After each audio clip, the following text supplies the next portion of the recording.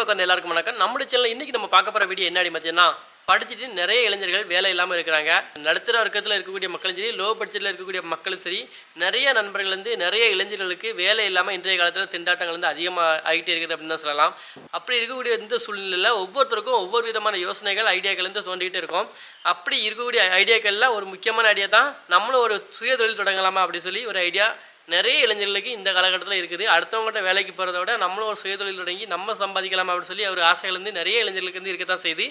அப்படி நம்மளும் தொழில் தொடங்கலாம் அப்படின்னு சொல்லி இருக்கக்கூடிய ஆர்வங்களில் ஒரு விதமான ஆர்வம் தான் ஆட்டோ வாங்கி நம்மளும் ஓட்டலாமா, நம்மளும் ஒரு 4 லட்ச ரூபா பட்ஜெட்டில் ஒரு 3 லட்ச ரூபா பட்ஜெட்டில் நம்மளும் ஒரு ஆட்டோ வாங்கி நம்மளும் ஓனர் ஆகி நம்மளும் இந்த தொழிலில் சாதிக்கலாமா அப்படின்னு சொல்லி நிறைய இளைஞர்களுக்கு ஆர்வங்கள் அதிகரித்துக்கிட்டே இருக்குது.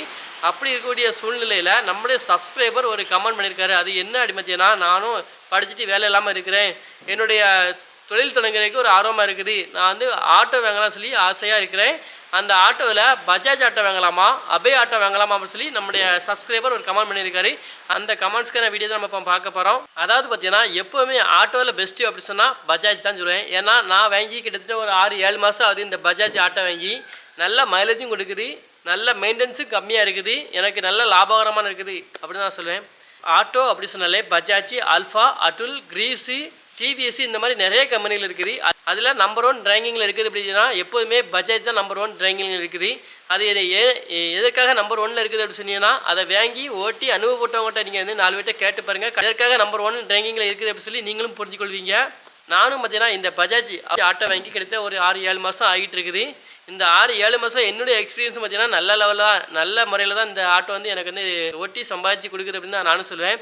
நான் வச்சுருக்கிற ஆட்டோ பார்த்தீங்கன்னா பஜாஜ் சிஎன்ஜி வெர்ஷனுடைய ஆட்டோ வச்சுருக்கேன். இந்த சிஎன்ஜி வெர்ஷன் ஆட்டோ தான் பார்த்தீங்கன்னா இப்போ லேட்டஸ்ட்டாக கிட்டத்தட்ட 2 வருஷத்துக்கு மேலே ஆகுது சிஎன்ஜி வெர்ஷன் ஆட்டோ நம்ம ஏரியாவில் இறங்கி. இந்த சிஎன்ஜி ஆட்டோ நல்ல பெஸ்ட்டான மைலேஜ் கொடுக்குது அப்படிங்கிற காரணத்தால் நான் இறக்குறேன். உங்களுடைய ஏரியாவில் சிஎன்ஜி பல்க் இருக்குது அப்படின்னு சொன்னீங்கன்னா கண்டிப்பாக நீங்களும் சிஎன்ஜி ஆட்டோ வாங்கலாம். நல்ல லாபகரமான தொழில் தான், நல்ல லாபகரமான மைலேஜ் தான் நம்மளுக்கும் கொடுக்குது. அது மட்டும் இல்லாமல் பஜாஜில் மட்டும் தான் சிஎன்ஜி இருக்குதா அப்படின்னு சொன்னால் அது கண்டிப்பாக இல்லை. எல்லா கம்பெனிலுமே இப்போ பார்த்தீங்கன்னா டிவிஎஸ் இருக்கட்டும் சரி, அட்டூலாக இருக்கட்டும் சரி, அபேயாக இருந்தாலும் சரி, பஜாஜாக இருந்தாலும் சரி, எல்லா கம்பெனிலுமே சிஎன்ஜி வெர்ஷன் ஆட்டோ இறங்கிட்டது லான்ச் ஆகிடுது அப்படின்னு தான் சொல்லலாம்.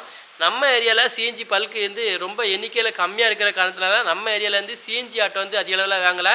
டீசல் இன்ஜின் தான் அதிக அளவில் சேல்ஸ் ஆகிட்டு இருக்குது.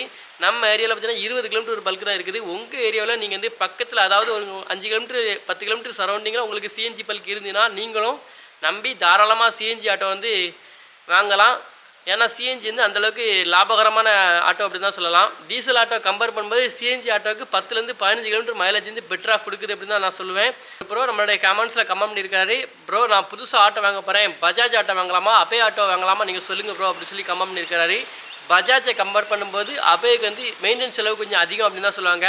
நானும் பார்த்தீங்கன்னா கிட்டத்தட்ட 6-7 மாதம் அந்த பஜாஜ் ஆட்டோ வாங்கி ஓட்டிகிட்டு இருக்கேன். இதுக்கு முன்னால் அபே ஆட்டோ வச்சுருந்தேன். அந்த ஆட்டோவில் மெயின்டெனன்ஸை கம்பேர் பண்ணும்போது பஜாஜ் ஆட்டோ மெயின்டெனன்ஸ் ரொம்ப கம்மி தான். நீங்களும் புதுசாக ஆட்டோ வாங்கணும்னு சொல்லி ஆசைப்பட்டீங்கன்னா உங்களுக்கு பக்கத்தில் ஷோரூம் சர்வீஸ் சென்டர் எங்கே பெட்டராக இருக்குதோ பஜாஜாக இருந்தாலும் சரி அபேயாக இருந்தாலும் சரி நீங்கள் எதுனாலும் நீங்கள் சூஸ் பண்ணிக்கலாம். அது உங்களுடைய விருப்பம்.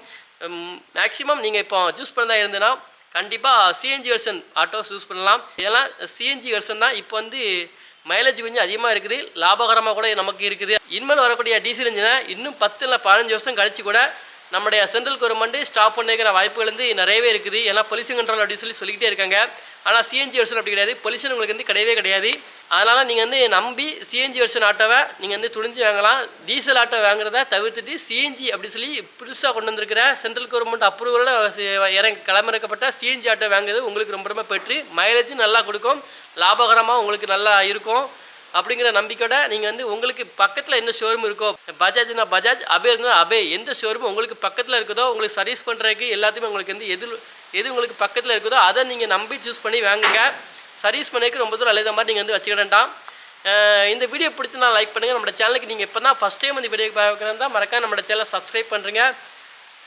மீண்டும் அடுத்த சூப்பரான வீடியோவில் சந்திக்கலாம். நன்றி, வணக்கம் உறவுகளை.